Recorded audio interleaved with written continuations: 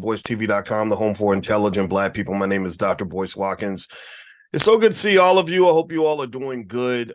Today, we have an interesting conversation. Today, we have an interesting show.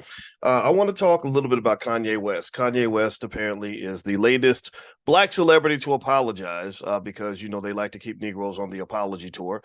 And apparently, Kanye just announced to the Jewish community that he is very sorry for all the crazy things that he said last year, all the things that he said that might have been hurtful or mean to other people. Now, I'm not here to judge the apology one way or the other, but I am here to give some perspective and an assessment on this.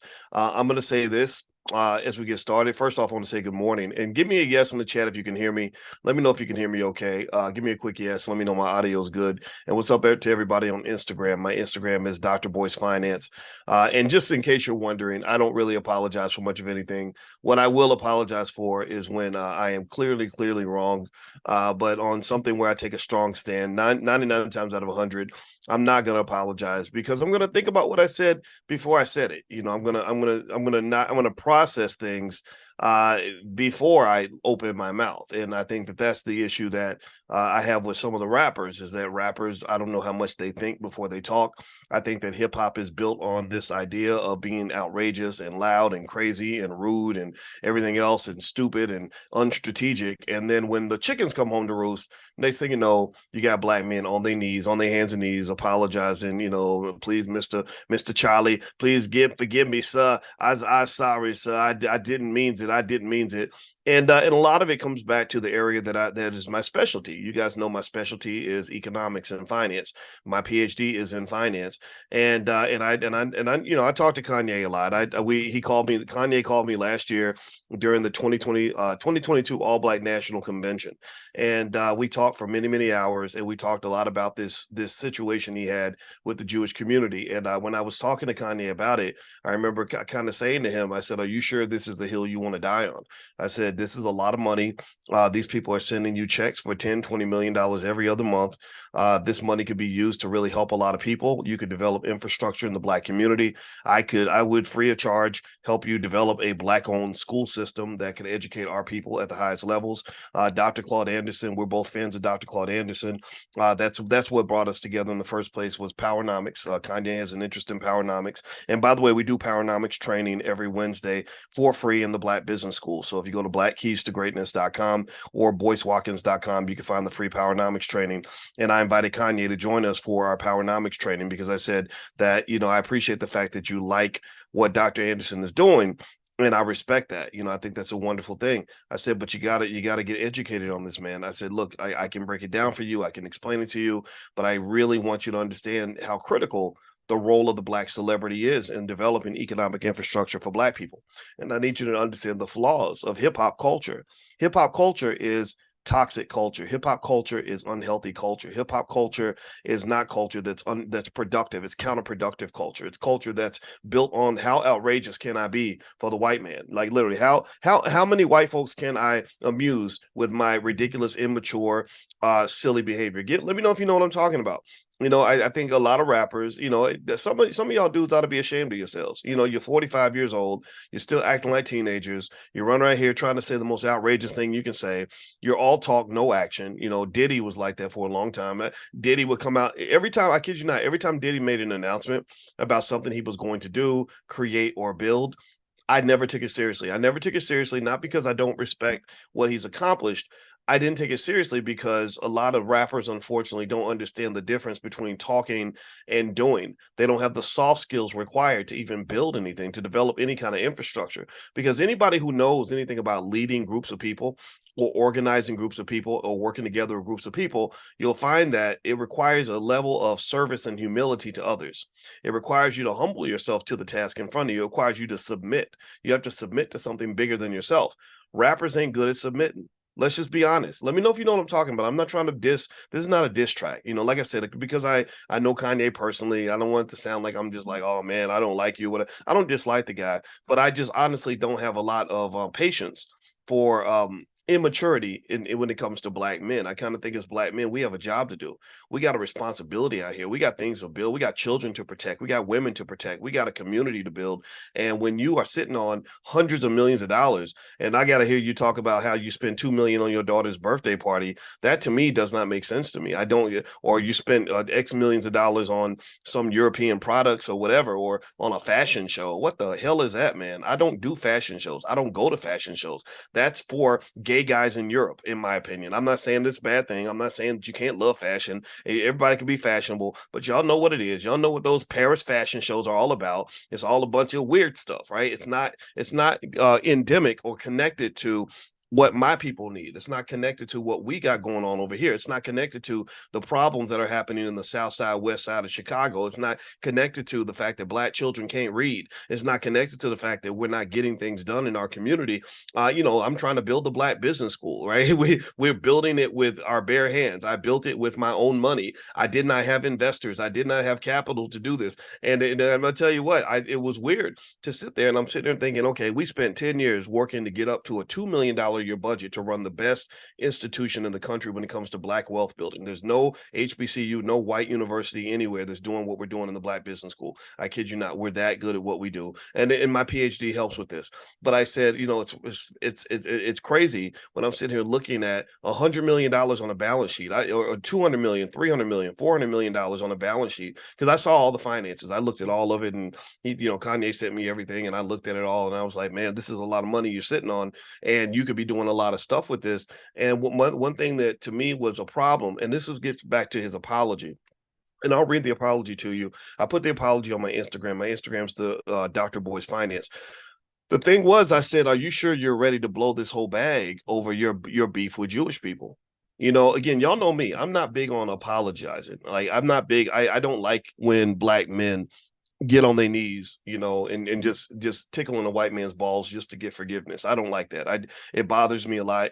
It's very humiliating. It's a consistent pattern that black people see. Think about this. Process this for a minute. Your biggest, strongest, loudest black people, your so-called alphas, are the first ones apologizing. So they're not alphas, they're betas. They're betas to their oppressor. That's what they are. You saw Nick Cannon coming out doing what rappers do. Nick Cannon's not even a good rapper. He's more like a comedian or something. I have no idea what he does exactly, but he's good. He's not bad at what he does. And these guys are not all terrible. I don't know Nick Cannon, but I did talk extensively to his father. His father is a very smart man. I like Nick Cannon's father a lot. I don't know Nick on that level, but I do know when Nick came into the black community and was talking with Professor Griff. Anybody remember that? And they got to really talking about the serious issues. They started getting into that Kyrie Irving sort of space, and really talk about, okay, who are the original Jews and stuff like that. And those are conversations that will get you in trouble. Massa will beat your black ass for having that conversation. You're not allowed, you say anything that makes them mad, they gonna come for that ass. And so you better be ready. You need to just be ready for that sort of smoke. And so to me, I didn't understand why Nick Cannon, a guy who gets most of his money from people from that community, we know who runs Hollywood. Let's not pretend.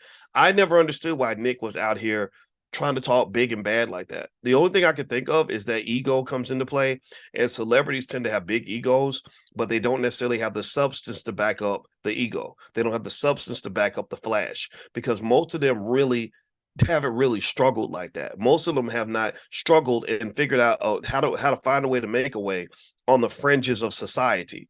You've never been marginalized. You've never been blackballed. You've never had a world. You never had to operate in the kind of world that someone like myself lives in, or Dr. Claude Anderson lives in. You don't operate in the world we live in. We live in the shadows. We live in the world where white people won't give us a nickel to get anything done that we're trying to do. They'll barely give you a bank loan. They won't put you on TV. They won't give you any sort of significant financial support, and nor should they. I totally understand it, because you're playing a game of competitive economics, and when you're competing with your oppressor, don't expect your oppressor to give you the handouts required for you to have more power than him. When the Philadelphia Eagles played the Washington Commanders last night, there was not one single point in that game where the Commanders went over to Jalen Hurts and said, "Here, we'd like for you to have a touchdown too, sir. We think you deserve to have some extra points because you're such a good, hardworking player. You're a good boy. So here's the football, man. We think we've had it a little bit too long, so we want to share it with you." They don't do that. Give me a yes or no if you understand what I'm saying. Let me know you get where I'm coming from. And so at the end of the day, like, a lot of celebrities can't operate in that space. They don't know about a world where they're not having to go get that Hollywood money or that white man money or that whatever money, that institutional money for them to get things done. So when Nick kind of operated on the fringes like that and got to talking crazy, the consequences came running. And what happened? They smacked him. Like, boy, what you thought you Pinocchio, Negro. You're Pinocchio. Pinocchio sometimes thinks he's a real boy. Let me remind you that you're not a real boy. So that's that you like, you know the story of Pinocchio, right? Y'all know the story of Pinocchio, where Pinocchio was a puppet, but he thought he was a real boy, and he's like, no, you're not a real boy. You got a puppet master. The puppet master is calling all the shots up in this bitch. Like, you're not. Oh, you think that being close to power means you actually have power. Like, you think that being connected to, and who knows, maybe that's why Nick's out here having 800 kids, because he's trying to regain his masculinity after feeling like it was literally stripped from him in public. I have no idea. But at the same time, it's like, no. You thought you were running something up in here? Well, no, we'll take away all your little comedy shows. You'll never be able to wear a clown suit on The Masked Singer again. You'll never be able to do that wilding out. We're going to take everything away from you because we want to strip you down naked to remind you who's running shit up in this mug. That's economics, people. That's all, that's my field. That's what I understand. My doctorate is in finance and money. And so one thing I think extensively about is the lack of economic self-defense that exists within the Black community. Part of the reason that you get economically controlled is because you don't have any economic self-defense in place. You don't understand from birth that you got to get your babies ready. You don't even get your kids ready. You send your kids out into the battlefield butt naked, no assets, no wealth, no nothing. So all they can do is go get on their knees and beg somebody to take care of them. That's what you do. That's what you do it culturally. It's part of your culture. And I try to address it. I wrote a book about it. It's called The 10 Commandments of Black Economic Power. It's at drboycebooks.com, drboycebooks.com if you want to take a look. But and I do my podcast and stuff, which is on Spotify. And I try my best to share this information with you guys. And some of you listen, a lot of you internalize it, but some people just get mad. They think I'm being mean. They think I'm being uppity. They think I'm being cold toward people. It's like, no, I'm not being like that. I'm being honest with you. I'm being honest with you because I think I understand pretty clearly the source of most oppression for Black people. Process this for a minute. I need you to think about this for a minute, right? Hit the thumbs up button, by the way. Could everybody please take 1 second? Please hit the thumbs up button. And I want to remind you that if you want to get profit alerts, I send out stocks that I'm buying, stuff like that. We have the $5 a day investing plan in the Black Business School, the Black Wealth Master Plan, and some other things we can give you for free. Just text the word stock to 89748. Text stock to 89748. Or you can also go to blackwealthmasterplan.com if you'd like to learn more and get started on some of the stuff. That part is free. Not everything's free, but we have a lot of free stuff. Okay, so feel free to take a look at that. I mean, if you could please hit that thumbs up button. Okay, so here's the deal. When you're talking about economic self-defense, you lack defenses in the sense that you somehow think that you can be a free community and not be able to defend your freedom. You can't do that. That's not. There's no country on earth that is a free country that cannot defend its borders. Do you understand what I'm saying? There's no country on earth. Guyana, just the only time that people don't try to come and take what you got is when you ain't got nothing.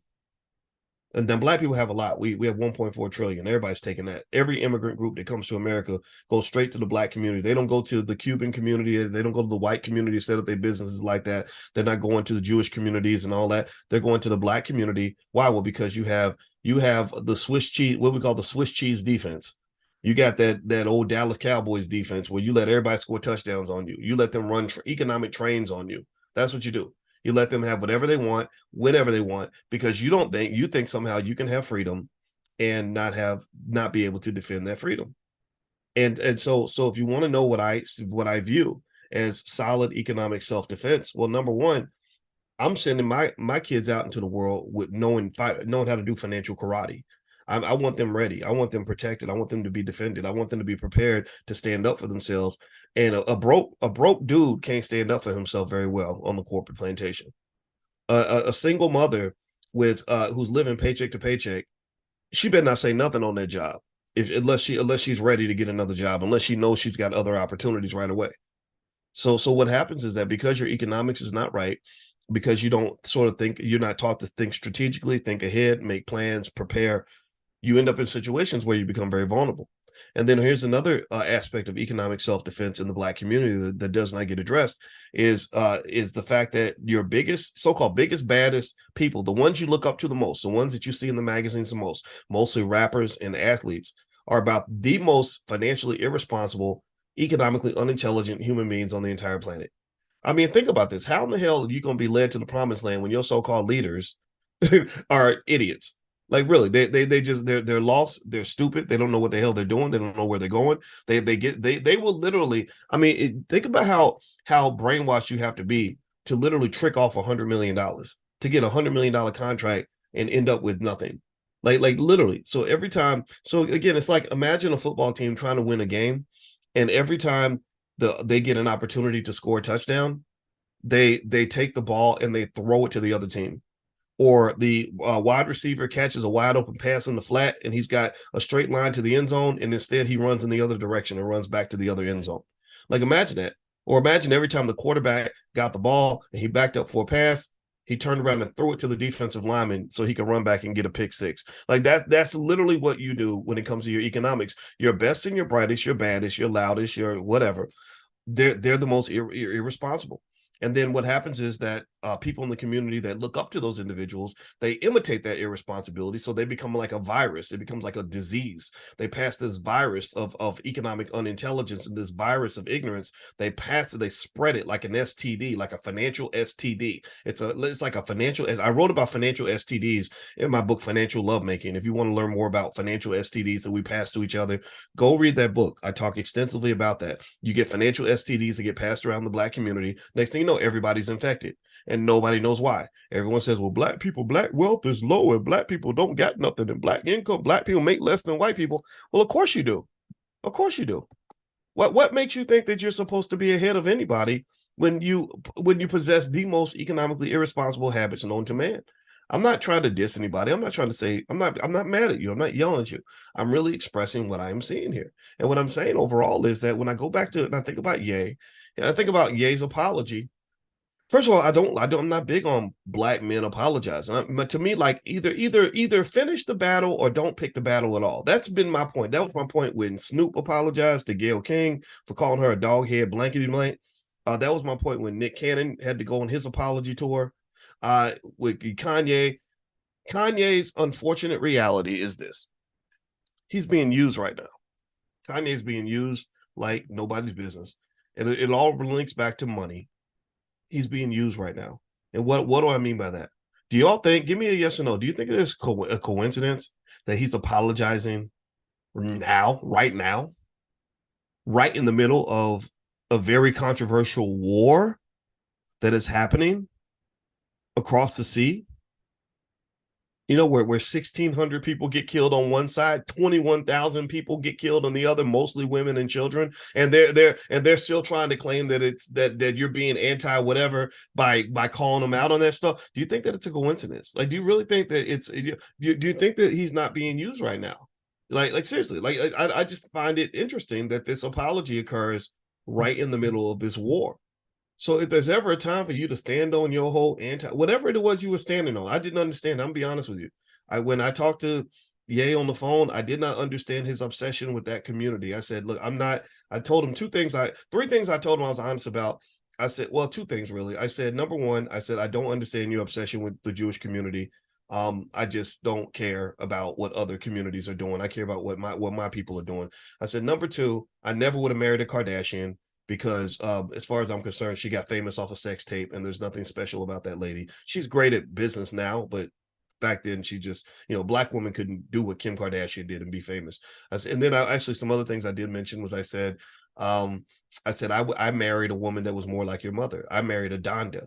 I said, because the Dondas have been holding us down since the beginning of time. My wife, like your mother, is a college professor from the South Side of Chicago. I respect women like that. I said the Dondas are the ones who hold us down. The Kardashians do not. You wouldn't find me dead. And this part I did not say, but honestly, you wouldn't find me dead up in the Kardashian household. There's nothing there. Everything that Ye complains about, about being emasculated and in this house full of evil, of domineering women and all that. I get all that. I was like, yeah, that's why you would never see me in that space. I don't understand that thinking, right? And then the other thing I did mention is I said I don't really care about fashion shows in Paris. I don't understand why black men do things like that, or at least definitely not straight black men. But maybe he's not straight. I have no idea. I'm not judging. I don't care. But I did say, I said, look, the thing that I care about is what's going on in our community. How are our people competing? And I explained. I said in the Black Business School we have what is called the Black Core of Three. The Black Core of Three means that we believe black people should educate our own children, create our own jobs, and support black-owned businesses. If we do those three things, we will win. If we commit to those three ideas, we will succeed. Why? Well, because one of your biggest problems that you have in your community, in my opinion, is extensive brainwashing that occurs through the public school system. The school systems like Chicago, Philadelphia, New York, LA, Houston, etc., they get billions of dollars to miseducate black kids, to not only make sure they don't get a good education so you can't compete, but then also they will fill their brains up with the wrong education. So even when you do get to the point where you can compete and you are educated, your brain is full of all the wrong information. So you end up literally, it's like a person having a car that goes 200 miles an hour, but you're trained to drive it in the wrong direction. Or you're being given a high-powered rifle and you're trained to point it right at your mother's face, right? So power means nothing if you don't know how to target that power.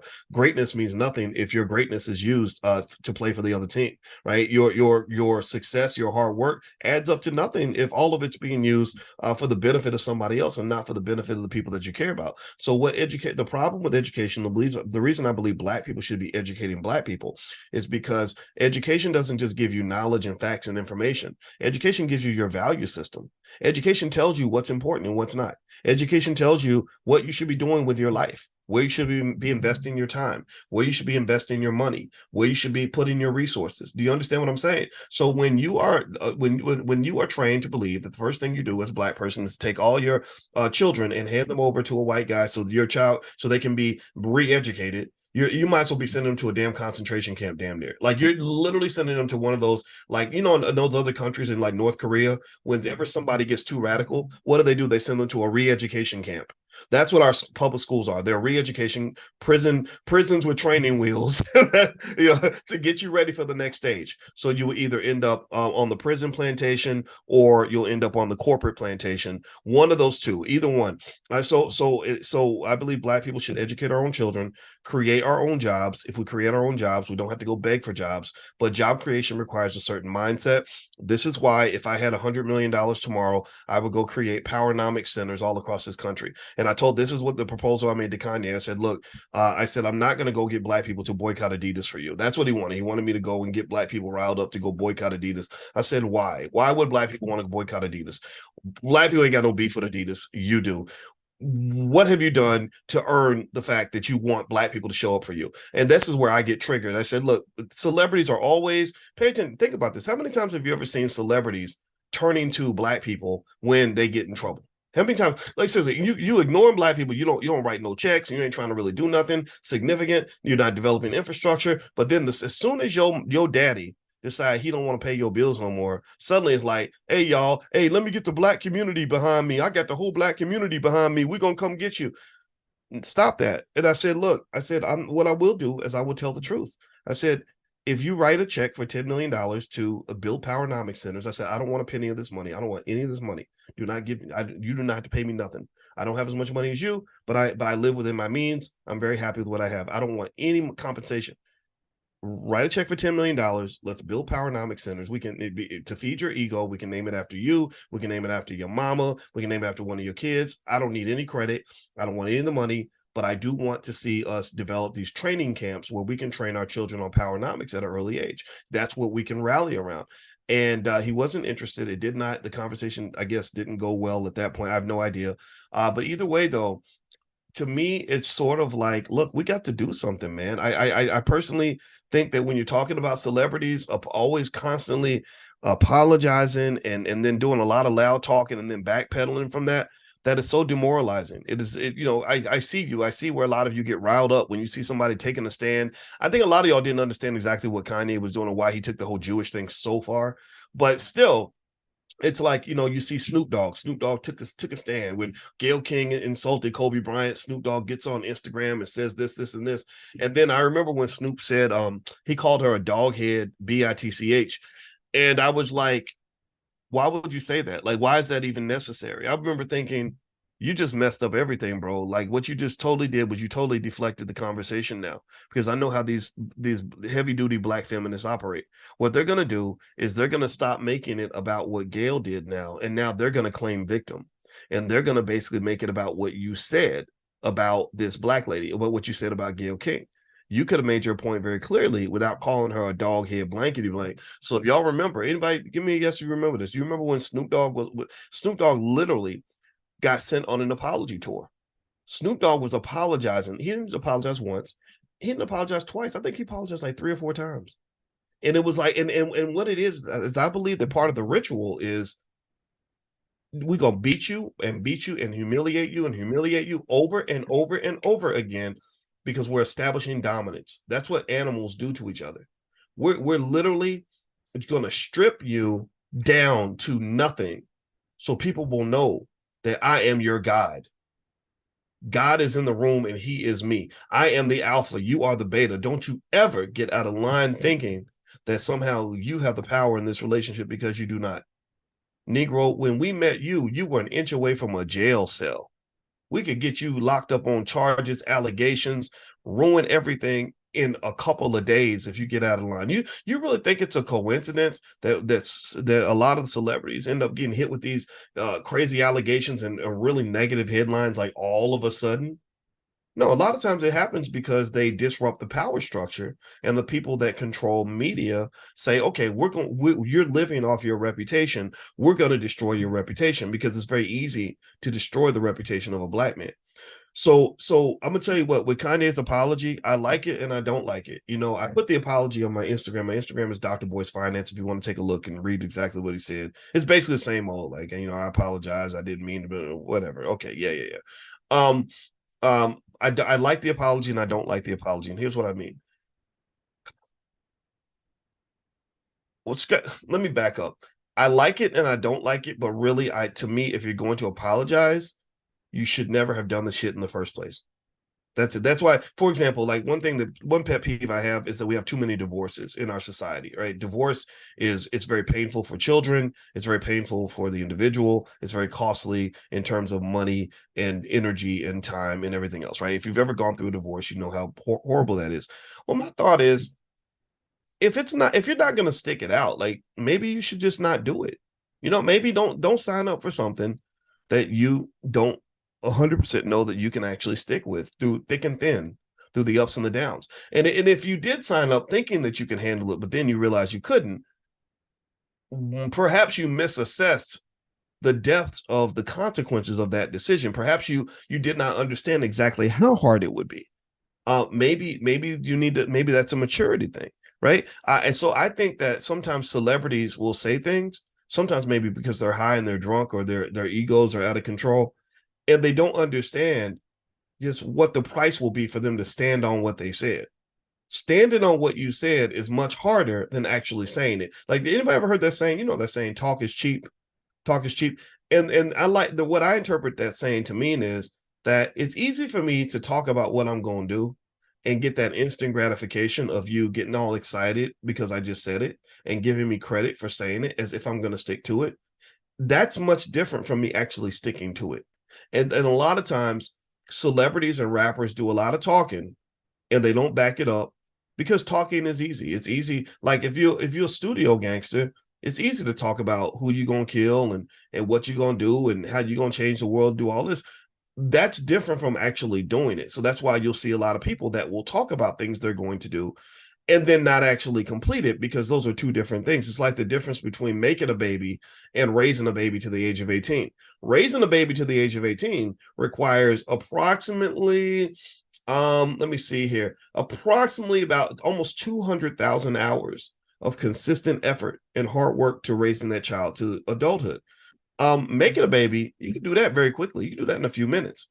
So talking is like making the baby, but you don't have the substance in your entertainers to actually carry the baby 9 months, and then actually raise the baby to the age of 18. Those people exist in the community. Those are not your entertainers, right? So I think that with Kanye's apology, I'm gonna tell you the truth. When I did talk to him about it, I was kind of like, "Are you sure you want to lose, you know, 300-400 million dollars because you're mad at Jewish people?" Like I said that that's not a battle I would pick. I don't know if that's a hill worth dying on, but you're a grown man. I'm not gonna tell you what to do. But if he had said, "Should I apologize?" I would have said, "Yeah, I think you should. I think you should just get it out of the way and go back and get that money so you can go and build for your people." Because I don't think you should be throwing all this money down the toilet. Also, I'm a financial guy, so I was looking at Adidas's stock price, plummeting and crashing, and I said, Adidas needs you. Like, they're literally, people are getting fired because they could not make this agreement work with you. So they want to forgive you. They're looking for any reason, any excuse they can find to give you another chance. You just got to open that window for them. But here's the problem, though. This is where mental health comes into play.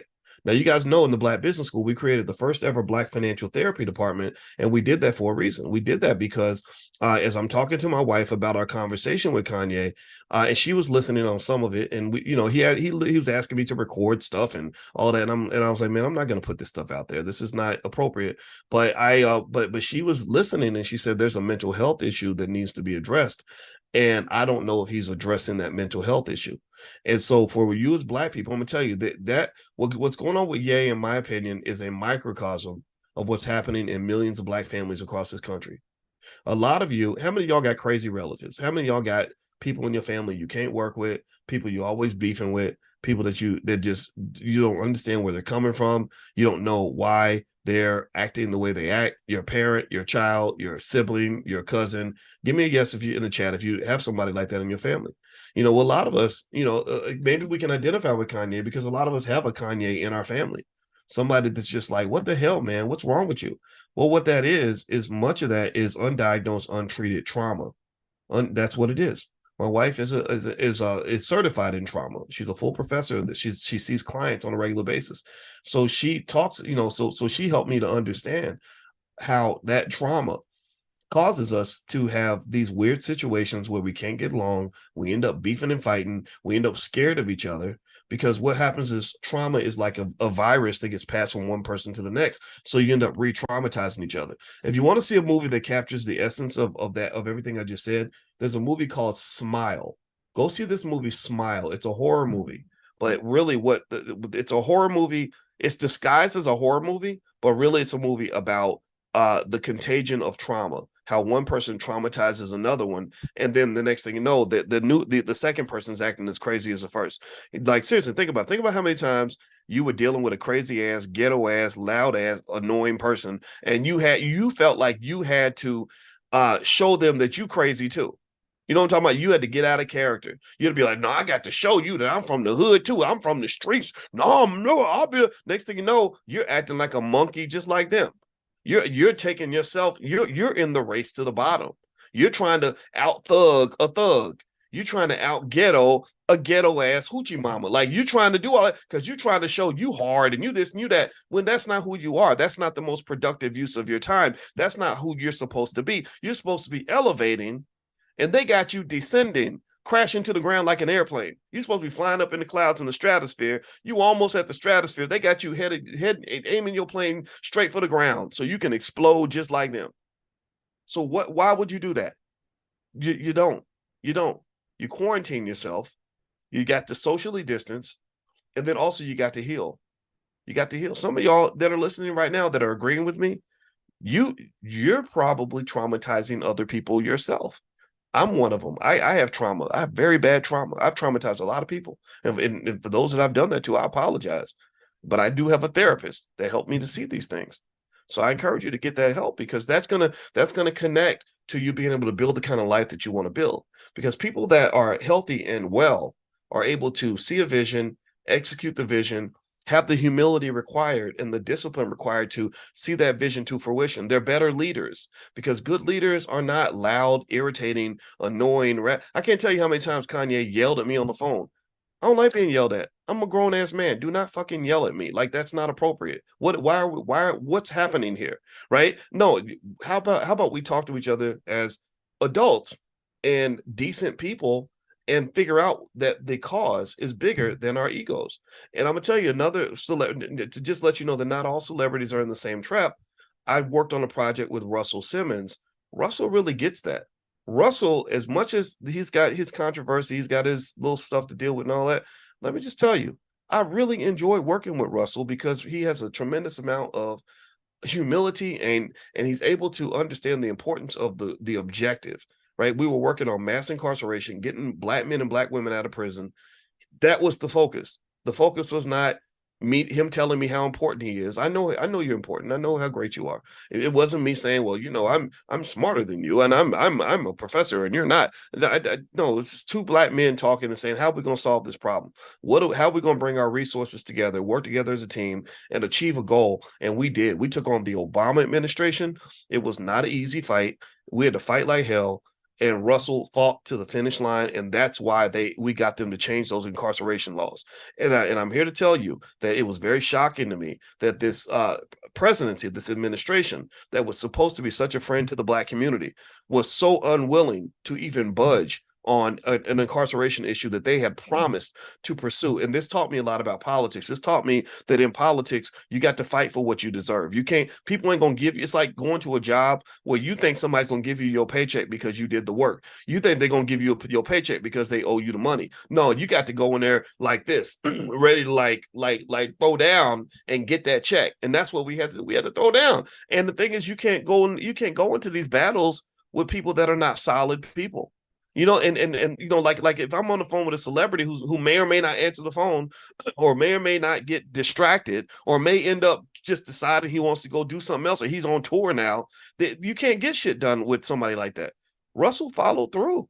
Russell, I don't know where that letter is. It's somewhere online, but he went and got hundreds of celebrities, A-listers, to sign this letter, and that put pressure on the Obama administration. I wrote the letter. Russell got the celebrities to sign it, and he followed through on every part of what he was supposed to do because he was committed to the cause, and I have so much respect for that. So when I talk about celebrities being flimsy people, I'm not talking about everybody. I'm not saying everybody's in the same boat. They're not all the same. The guy Jaylen Brown, the Celtics player, who said he wants to build the Black Wall Street in Boston. I have so much respect and admiration for that. So I want to make sure I'm careful to not make it sound like I've just given up on all of them.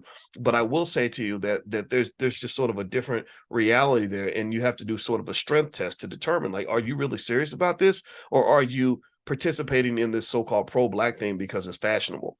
A lot of celebrities participate because it's fashionable. It gives them a certain amount of street cred that they didn't actually earn. It's almost like those guys that pretend to be gang members, but they really ain't gang members, but they know that wearing a red flag or a blue flag will help increase their album sales, and then they run into real gang members and they have real problems from that, right? Same thing is true when it comes to the gang of Black progress, right? When it comes to the B1 gang, right? When it comes to our gang affiliation, because that's what we are. We are a gang, we are a clique, we are a unit. We operate together. We are very committed to this cause. And there are people that will claim a commitment to the Black cause just so they can look a certain way, because it just looks fashionable to do that. I don't think that's going to get us to the finish line. So anyway, that's it, guys. I don't have anything else to say. I wish Kanye the very best.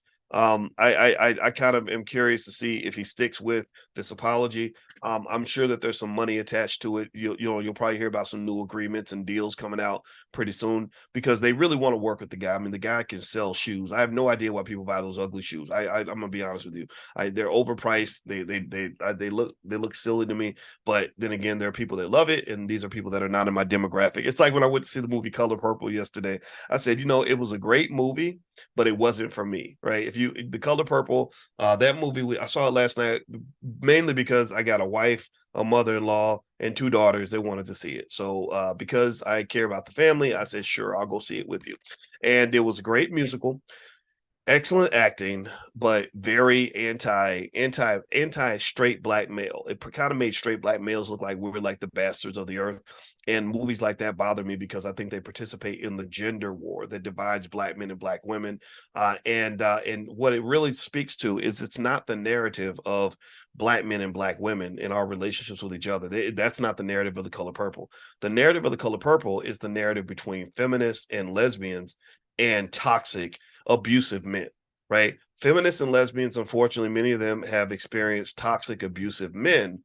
So some of them, unfortunately, may take that leap of extrapolating and assuming that most men or all men are in alignment with that type of thinking. When the reality is that if you really want to do this the right way, you have to have some discernment and understand that that man who abused you is not reflective of the majority of black men out here. Most black men I know don't do that type of stuff. We don't go around hurting women and trying to deliberately destroy people's lives. And I think the narrative gets lost. And also, here's the other thing too. I need you to process this for a minute. There is a problem when you have abused black women partnering with white men like Steven Spielberg to make a movie that makes black men look bad. Right? Do you understand what I'm saying? Like that's like imagine if you took every guy, like you got some men out here that really just have a big issue with black women. And some of them are in these groups like the Passport Brothers, as they call them. They say we're gonna get a passport because black women, we just tired of black women and blah, blah, blah. And it's really Western women though. It's not just black women, but I'm thinking about the black side of it. And imagine if all those men got together with white women, with some white female film directors in LA. You know, they all want to date Becky and Sally and Cindy and maybe the lady that Jonathan Majors was dating. And imagine if they got together with those women and said, we're going to make a movie. We're going to call it The Color Black or whatever, right? And we're going to make a movie that documents stories that are our stories of how horrible black women treat us.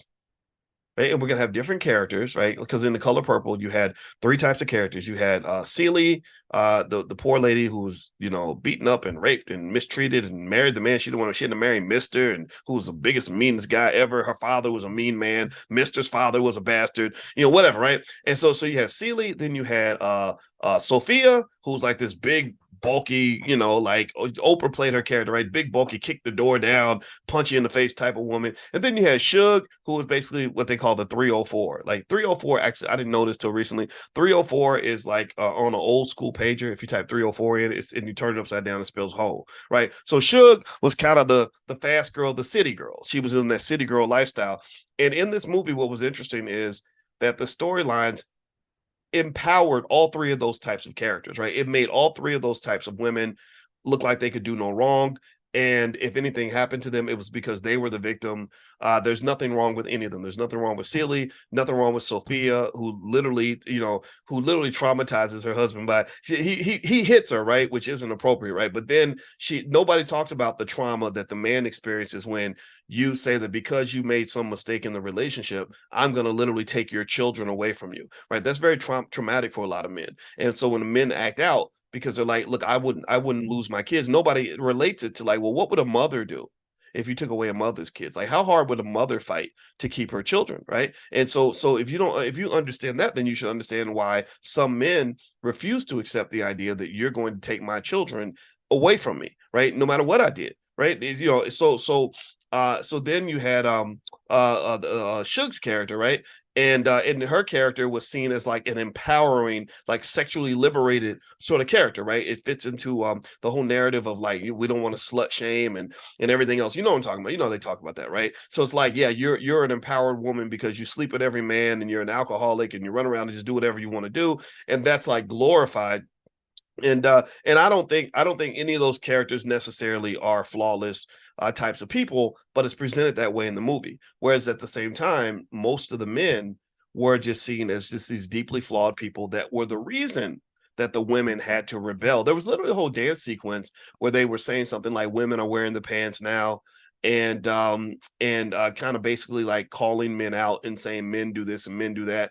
And I remember just thinking like you're not going to get anywhere with this, right? I mean, if men made a movie like that, I would not stand by that movie. Like if black men got together with white women in Hollywood and said, let's make a movie about telling the story of abused black men and how horribly abused black men are by black women, how their single mothers beat their asses from the time that they're little and mistreat them, how their baby mamas take their kids away and don't let them see their children, or how hoes sleep with them and then rob them and steal their money. Like really, these are real stories. These things really do happen, right? But we know that this is not reflective of the average black woman. We know this is not reflective of the majority of black women, right? Most black women in general are not going to do these things. But every Black woman, to some extent, probably knows somebody who's done these things. Maybe that single mother who could maintain control of the kids by threatening to kill them every single day, right? We don't talk about that trauma. Maybe everybody knows about the woman who took, who won't let the father see the kids, even though the father did nothing wrong.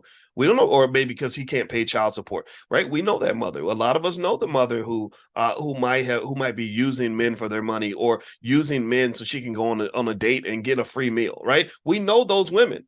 Right? Do you follow what I'm saying? So, but the thing is that to make a movie like that will still be inappropriate, because what you're doing is you'll be typecasting Black women in a really toxic, negative way. I think that if you really want to preserve Black families and keep Black people together and unified on some level, you have to be a little more careful and nuanced about how you discuss some of these very critical issues, right? If we're talking about abuse amongst Black men, you cannot generalize something like abuse. There are millions of men like me. Give me a yes if you're a man who was raised to never put your hands on a woman. Give me a yes. Right? Most men, give me a yes if you raise your sons to never put their hands on a woman. Most men don't beat up women. They don't. So when you're talking about men that abuse women, don't talk about all men. Don't include me in that category. I'm one of the men that will protect you from the abusive men. Y'all see me fighting men all the time. Do you know how many men? Do you know how many times I've had diss tracks thrown down on me? Kwame Brown did a whole 12 video sequence that was probably viewed millions of times, where all he's doing is attacking and fighting me because of the stance that I have. And you're not gonna knock me off my perch. I don't even watch the videos, but I saw the titles. I was like, wow, this guy's really obsessed with me. But the reality is that I don't care. I'll fight a man if I think he's wrong. And I believe in loving and protecting Black women as much as I can. That don't make me perfect, but it means I do my best. So when you're taking men that are really trying to do their best for you, and you're throwing them all in the bucket of the men who did horrible things to you, like these rappers who have no respect for women whatsoever, they'll pee on a woman and rap about it and record it. Diddy has recordings, I'm sure, of him peeing on, whatever. I don't know, but again, I'm not sure exactly what's in all those recordings, but y'all know about the freak offs and all that stuff. I ain't got nothing to do with that. That ain't got nothing to do with Black male culture. That ain't got nothing to do with Black men. Real men don't act like that. Right. So I really think that taking the time to make that discernment is really important, because it becomes very demoralizing when good men are mistreated because you think that we're just like the bad man who hurt your feelings. And what it also requires is accountability. Accountability must be a two-way street. So the same way you might hold me accountable for what I do, and maybe even accountable for what I allow some other man to do, you got to hold yourself accountable for the types of men that you choose to allow into your life. Because I can tell you what, every single study I've ever seen says that if your father was a piece of shit, you're going to date men who are also pieces of shit. And then you're going to walk around thinking men ain't shit, when really it's because the men you're picking ain't shit. Because you're subconsciously programmed and wired to pick partners that are similar to your opposite sex parent. That's how you're programmed. So if you don't take the accountability to address your programming and to fix the way you select, then you're going to end up in the same little matrix that you were born into. And then some feminist lesbian's going to come along and say, see, I told you all men ain't shit. You can't do that. You got to have a higher level conversation with yourself. So anyway, that's my 2 cents. That's my belief on the color purple. I didn't plan on making that the topic of this conversation, but it came up. So what the hell? All right. So anyway, I'm gonna get out of here, guys. By the way, our children's, if you want to get your kids trained on wealth, we are doing a 3-day Black Wealth training camp for kids, actually, right now, that starts today, actually. I got to find out exactly what time it starts, but I'll send you guys a text out with a link to join at a discount if you'd like to join. And literally for 3 straight days, Aja Kirkendall, who's the author of the book, The Quantum Wealth Theory, she's going to be teaching this class. So if you want to get your kids ready in terms of wealth, this training will last them for life. The materials are yours for life. You sign up one kid, you can bring them all under one membership. So you don't have to actually get a separate ticket for each child. You can just pay tuition for one child. You can bring all 4 of your kids or whatever. And then also the material is yours for life. So if you'd like to join us, here's what you do. Text the word stock to 89748. Text stock to 89748. This afternoon, I will send out a link for you to join. I'll probably send it out a little bit later this morning. So you have to be watching this live. If you're not watching live, then I'll send you some other stuff later on. But this is what I'll send out today. So text stock to 89748. Also, in addition to that, you'll get our $5 a day investing plan. You'll get our training on how to make money without working. There's a lot of good stuff we have in the Black Business School. Also, my website, boycewatkins.com, has lots of resources that can help you and your family. So I hope you'll go there and take a look. So anyway, guys, thank you so much for hanging out. I appreciate you. This podcast is on Spotify, so make sure you follow us there, in Apple. My Instagram is Dr. Boyce Finance. What's up to everybody on Instagram? I hope you guys have a wonderful day, and I will see you soon.